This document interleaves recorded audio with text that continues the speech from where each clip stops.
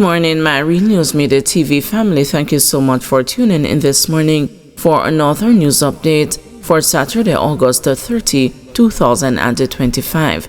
And I'm wishing for everyone a wonderful and productive day. And in the news this morning, 12 arrested in joint operation with GCF and JDF, says the police. A larger police operation in downtown Kingston on Thursday resulted in several people being detained for weapon offenses, police say. In the commercial district, over the past 3 to 4 weeks, going into about 6 weeks, there have been stabbing incidents in the general space that emanated from interpersonal conflicts with the persons who can't settle their differences over a conversation, and as such, those stabbing incidents have featured 6 out of 12 murders that we have in the division since the start of the year, Deputy Superintendent of Police Rohan Ritchie explained. A large number of lawmen and members of the Jamaica Defense Force were present at the Luke Lane, where they were observed detaining several individuals. Some 12 persons were arrested and charged for breach of the Offensive Weapons Act, and the citizens in that general space expressed a certain level of satisfaction for the effort of the police and the military, Ritchie said, explaining to the news that the operation was intelligence-driven but not unusual. He indicated that it was part of wider efforts to target violence producers and maintain public order in the Kingston Central Police Division. While not all the killings have been carried out in the downtown district, police maintained a presence in the shopping area as well. Subsequently, there was a public safety environment drive in the commercial district of downtown Kingston. It focused on Haywood Street and some other sections of the business district, and this was with the intention to reassure citizens. As you know, it is the final week of preparation to back to school, Ritchie said. One nearby Love Lane resident had gathered in the street, claiming that members of the GDF in the operation had been too rough with the people they were taken into custody. "Uno come for search. Me no believe so uno must come beat up somebody at them yard," one woman said. Ritchie indicated that several persons of interest had been held in the operation and maintained that there had been little complaints from residents and shoppers in the downtown Kingston area. The Kingston Central Division has recorded 12 murders so far this year in comparison to 19 last year, a 37% reduction, as well as 7 shootings this year in comparison to 13 over the same period last year, a reduction of 46%. 3 ITA examination depots to be used as polling stations on Election Day. The Island Traffic Authority is advising the public that 3 of its service hubs examination depots will be used as polling stations on General Election Day, September 3. These are the Swallowfield Service Hub in St. Andrew, the Spanish Town Service Hub in St. Catherine, and the Montego Bay Service Hub in St. James. Regular operations at these locations will therefore be suspended on the day. Customers who are seeking to acquire driver and vehicle management services may visit any other service hub, which will be fully operational, with the staff being allowed the required time off to exercise their right to vote pursuant to the Representation of the People Act. Regular operations will resume at all locations on Thursday, September 4 at 8:30 a.m. During the period, customers may also contact the ITA via email at info@ita.gov.jm or via the entity's social media pages. We thank the public for their understanding and cooperation as we support the democratic process while continuing to provide essential services, the ITA said. More voters indicate plans to cast the ballot in general election, says poll. There has been a marginal increase in the number of eligible voters likely to cast ballots in the upcoming general election, while there has been a decline in those not likely to vote, the latest RJR Gleaner commissioned poll has found. The poll conducted by the Don Anderson-led Market Research Services Limited revealed that 55.5% of respondents answered yes when asked if they plan to vote in the election set for September 3.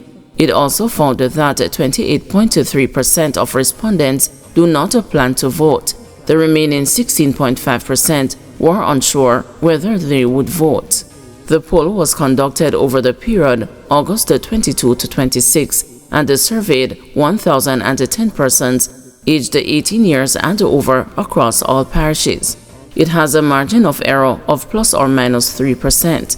Another RGR Gleaner commissioned survey published earlier this month revealed that almost 51% of Jamaica's voting population planned to cast ballots on Wednesday. At that time, respondents who said they would not vote stood at 29.1%, while those who were unsure stood at 20.5%. Amid special voting for general election, private sector groups urge cops to clamp down on persons behind the bomb threats. Following several bomb threats to government buildings in the corporate area and in rural areas, members of at least 3 private sector bodies have called for the security forces to put measure scare tactics on election day. The private sector groups are also urging the security forces to act swiftly to identify those behind Friday's actions and ensure the justice system deals with them to the fullest extent of the law. In the wake of the bomb threats, there have been claims and counterclaims from the 2 major political parties in relation to the source of and the motives for the widespread disruption of government and business activities. Yesterday, members of the security forces and election day workers voted ahead of the September 3 general election. The Jamaica Manufacturers and Exporters Association, the Jamaica Chamber of Commerce, and the Private Sector Organization of Jamaica stated that the threats might have caused major disruptions to businesses, eroding productivity and creating financial losses for ordinary Jamaicans. The right to vote is one of the most powerful tools we have as citizens. Our forefathers sacrificed for us to gain this right. We must honor their legacy by protecting democracy and ensuring that every Jamaican can vote without fear or intimidation, Mitri Siaga, president of the PSOJ, declared. The private sector groups yesterday condemned the bomb threats and any other actions intended to disrupt or undermine the democratic process of voting in Jamaica. As a nation, we have come too far to allow fear and intimidation to compromise the rights of our people. Jamaica must show maturity and civility as a democracy, one where every citizen feels safe and confident in exercising their constitutional right to vote. The private sector groups urged every eligible Jamaican to go out and cast their ballot in the election. At the same time, Dr. Horace Chang, General Secretary of the Jamaica Labour Party, has accused the opposition People's National Party of orchestrating the bomb threats, but it did not furnish any evidence to support the claim. It appears elements in the PNP have adopted mischievous and disruptive actions in an attempt to disrupt the voting of the security forces. I urge elements in the PNP to desist from seeking to cause disorder, Chang, who is also Minister of National Security, said in a JLP release. He charged that no disruptive activity by the PNP will be allowed to disrupt the campaign of the Jamaica Labour Party, which is based on our track record and a firm commitment to doing more for the people of Jamaica. However, in a swift response, the PNP said it strongly rejects the false and desperate accusations made by Chang. When those in authority rush to spread false allegations without evidence, it is usually a signal of their own complicity, the PNP said in a news release. According to the PNP, Chang's statement came even before the authorities had made any determinations and follows a pattern where the JLP has made sensational claims that later collapsed under scrutiny. The police, in the meantime, have reported that all the security threats made against the government agencies yesterday had proven to be hoaxes.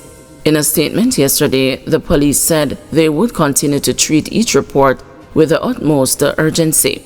The threats were made in an email sent to the Passport Immigration and the Citizenship Agency which also warned that other entities had been targeted. Staff at PICA, the Ministry of Local Government and Community Development, and the National Housing Trust were evacuated from their respective offices as a precautionary measure. Meanwhile, Director of Elections Glasspool Brown said yesterday's voting by members of the security forces and election day workers proceeded without any major hiccups. Guys, thanks for watching. Please join us this afternoon at 2 p.m. for another news update.